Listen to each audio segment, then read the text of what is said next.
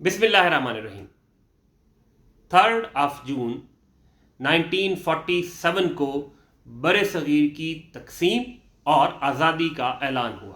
اس کو عملی جامہ پہنانے کے لیے تاج برطانیہ نے قانون آزادی ہند یا انڈین انڈیپینڈنس ایکٹ 1947 پروملگیٹ کیا، جس کے نتیجے میں پاکستان اور بھارت معرض وجود میں آئے۔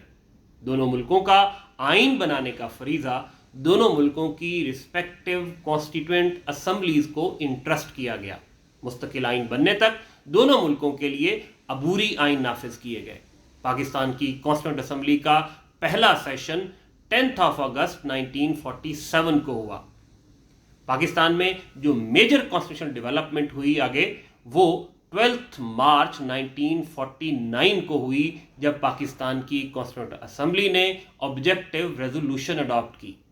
اس آبجیکٹیو ریزولوشن میں پاکستان کے فیوچر کانسٹیٹیوشن کے براڈر پرنسپل سیٹ کیے گئے۔ جس دن آبجیکٹیو ریزولوشن اڈاپٹ ہوئی، اسی دن کانسٹیٹیوشنل اسمبلی نے اپنی ایک کمیٹی بنائی جس کا نام بیسک پرنسپلز کمیٹی یا بنیادی اصولوں کی کمیٹی تھا۔ اس کمیٹی نے اپنی پہلی رپورٹ وزیر اعظم لیاقت علی خان نے پہلی رپورٹ کانسٹیٹیوشنل اسمبلی میں انٹرم رپورٹ 1950 میں پریزنٹ کی، اور دوسری رپورٹ اس وقت کے وزیر اعظم خواجہ ناظم الدین نے 22 دسمبر 1952 کو کانسٹیٹیوشنل اسمبلی میں پریزنٹ کی۔ ان دونوں رپورٹس پہ نیگیٹو ریئیکشن آیا۔ عوامی آراء اور سیاسی آراء دونوں نے اس دونوں رپورٹس کو ٹو گریٹر ایکسٹینٹ ریجیکٹ کر دیا۔ 17 اپریل 1953 کو محمد علی بوگرا پاکستان کے وزیر اعظم بنے۔ 7 اکتوبر 1953 کو محمد علی بوگرا نے پاکستان کی دستور ساز اسمبلی میں کچھ کانسٹیٹیوشنل پروپوزلز پیش کی، جن کو تاریخ میں محمد علی بوگرا فارمولا کا نام دیا گیا۔ تقریباً ایک سال بعد 6 اکتوبر 1954 کو پاکستان کی دستور ساز اسمبلی نے محمد علی بوگرا فارمولا اڈاپٹ کر لیا۔ محمد علی بوگرا فارمولا اڈاپٹ ہونے کے بعد آئین سازی محض ایک فارمیلٹی رہ چکی تھی۔ بیسیکلی محمد علی بوگرا فارمولا کو ہی کانسٹیٹیوشن کی شیپ دینی تھی۔ لیکن 24 اکتوبر 1954 کو، یعنی محمد علی بوگرا فارمولا کے اڈاپٹ ہونے کے 2 ہفتے بعد، اس وقت کے گورنر جنرل ملک غلام محمد نے پاکستان کی کانسٹیٹیوشنل اسمبلی کو ڈیزالو کر دیا۔ اسمبلی کے اسپیکر مولوی تمیز الدین گورنر جنرل کے اس فیصلے کے خلاف سندھ چیف کورٹ میں گئے، جس کو آج کا آپ ہائی کورٹ کہہ سکتے ہیں۔ سندھ چیف کورٹ نے گورنر جنرل کے اس فیصلے کو غیر آئینی قرار دیا اور اسمبلی کو بحال کر دیا، ریسٹور کر دیا۔ Governor general Sindh chief court کے اس فیصلے کے خلاف پاکستان کی فیڈرل کورٹ، جسے آپ آج کی سپریم کورٹ کہہ سکتے ہیں، اس میں گئے۔ فیڈرل کورٹ نے ٹیکنیکل گراؤنڈز پہ سندھ چیف کورٹ کے اس فیصلے کو سیٹ اسائیڈ کر دیا۔ اس کے بعد پاکستان میں ایک آئینی اور قانونی بحران پیدا ہو گیا۔ گورنر جنرل ملک غلام محمد نے ایک آرڈیننس ایشو کیا، جس کا نام تھا ایمرجنسی پاورز آرڈیننس 1955۔ اس آرڈیننس کے تحت ملک غلام محمد گورنر جنرل نے آئین بنانے کا اختیار اپنے اندر انویسٹ کر لیا، لیکن فیڈرل کورٹ نے یوسف پٹیل کیس میں یہ قرار دیا کہ گورنر جنرل آئین بنانے کا مجاز نہیں ہے۔ آئین بنانے کا اختیار صرف اور صرف کانسٹیٹیوشنل اسمبلی کا ہے۔ اس پہ گورنر جنرل ملک غلام محمد نے فیڈرل کورٹ کو ایک ریفرنس بھیجا، اور اس میں دیگر باتوں کے علاوہ یہ بھی پوچھا کہ کانسٹیٹیوشنل اسمبلی تو ڈیزالو ہو چکی ہے، تو اس کی عدم موجودگی میں اگر گورنر جنرل کانسٹیٹیوشن نہیں بنائے گا تو کون بنائے گا؟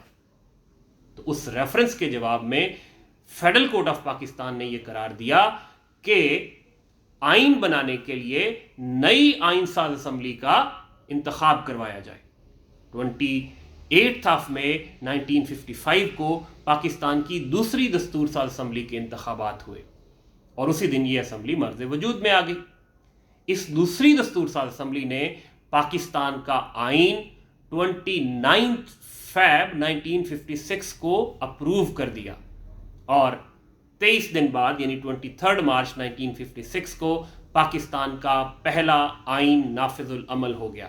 پاکستان نے اپنے قیام کے تقریباً 9 سال بعد اپنا آئین بنا لیا۔ یاد رہے کہ ہمارے پڑوسی ملک بھارت نے نومبر 1949 میں اپنا آئین بنا لیا تھا اور 26 جنوری 1950 کو امپلیمنٹ بھی کر دیا تھا۔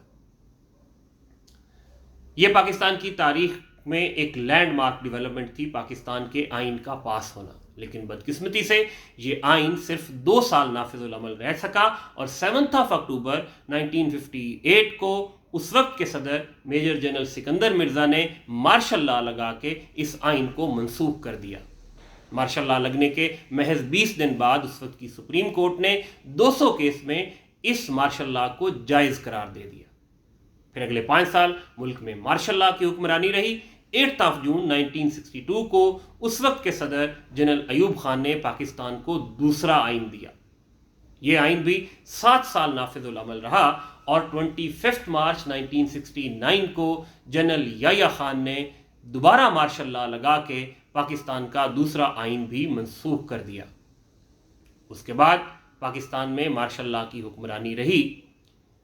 آسما جیلانی کیس میں پاکستان کی سپریم کورٹ نے قرار دیا، جس کا فیصلہ اپریل 1972 میں آیا، کہ مارشل لا کا نفاذ جو یحییٰ خان نے لگایا تھا وہ غیر آئینی تھا، وہ غیر قانونی تھا اور غیر اسلامی تھا۔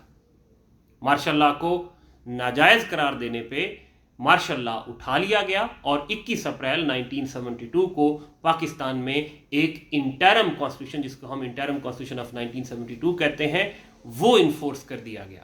یہ انٹرم کانسٹیٹیوشن 4 دن پہلے 17 اپریل 1972 کو پاکستان کی نیشنل اسمبلی نے اڈاپٹ کیا تھا۔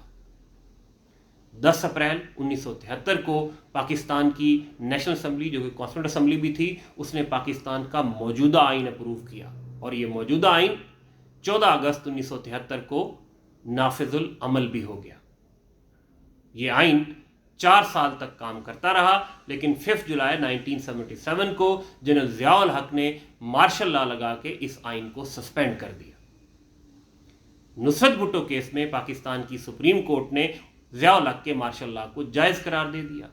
اگلے 8 سال آئین سسپینڈڈ رہا اور 1985 میں پھر کانسٹیٹیوشن ریسٹور ہو گیا۔ کانسٹیٹیوشن ریسٹور ہونے کے 14 سال بعد 12 اکتوبر 1999 کو پرویز مشرف نے ایک دفعہ پھر مارشل لا لگا دیا اور آئین کو سسپینڈ کر دیا۔ ظفر علی شاہ کیس میں پاکستان کی سپریم کورٹ نے پرویز مشرف کے مارشل لا کو بھی جائز قرار دے دیا۔ اس کے بعد 2002 تک یہ آئین سسپینڈڈ رہا اور 2002 میں پھر ڈیموکریسی اور کانسٹیٹیوشن ریسٹور ہو گیا۔ تیسری دفعہ 3 نومبر 2007 کو پرویز مشرف نے اس آئین کو دوبارہ سسپینڈ کر دیا اور یہ 17 دن تک سسپینڈڈ رہا۔ پاکستان کے اس آئین میں 25 امینڈمنٹس ہو چکی ہیں۔ 26 امینڈمنٹ نیشنل اسمبلی میں پاس ہو گئی تھی، جس میں ایسٹوائل فاٹا کو اس کی سیٹ ایلوکیشن سے زیادہ سیٹیں ریکمینڈ کی گئی تھیں، لیکن سینٹ میں یہ امینڈمنٹ پاس نہ ہو سکی۔ تو یہ تھی پاکستان کی آئینی تاریخ کا ایک اجمالی جائزہ، ایک بریف اوور ویو۔ آپ کو پاکستان کی آئینی تاریخ کا جو میں نے ایک بریف ہسٹری آپ کے سامنے پیش کی، اس سے سن کے آپ کو آئیڈیا ہو گیا ہوگا کہ پاکستان کی آئینی تاریخ جو ہے اس کی ایک چیکرڈ ہسٹری ہے۔ یہاں آئین سازی میں تاخیر ہوئی، اسمبلیز ڈیزالو ہوئیں، مارشل لاز لگے، ڈیموکریسی ڈیریل ہوئی، کانسٹیٹیوشنل ڈیڈ لاکس کریٹ ہوئے، عدالتوں نے کبھی مارشل لا کو ناجائز کہا تو کبھی جائز کہا۔ تو آج اس بریف اوور ویو کے بعد اگلی ایپیسوڈز میں ہم یہ جتنی ڈیولپمنٹس کو ڈسکس کیا، ان کو ہم تفصیل میں ایک ایک کانسٹیٹیوشنل ڈیولپمنٹ کو ڈسکس کریں گے۔ اس کے ساتھ ہم پاکستان کی تاریخ میں جو لینڈ مارک ججمنٹس ہیں عدالتوں کی، جنہوں نے پاکستان کی کانسٹیٹیوشنل ہسٹری کو شیپ کرنے میں ڈیسائسو رول پلے کیا، ان کو بھی ہم ڈسکس کریں گے، اور پاکستان کے جو دساتیر ہیں ان کا ایک تقابلی جائزہ یعنی کمپیریٹیو انالیسس بھی کریں گے۔ تو آج کے لیے اتنا ہی۔ انشاءاللہ اگلی نشست میں مزید تفصیلات کے ساتھ پاکستان کی کانسٹیٹیوشنل ہسٹری کی آپ کی خدمت میں حاضر ہوں گے۔ آج کے لیے اجازت دیجیے، اللہ حافظ۔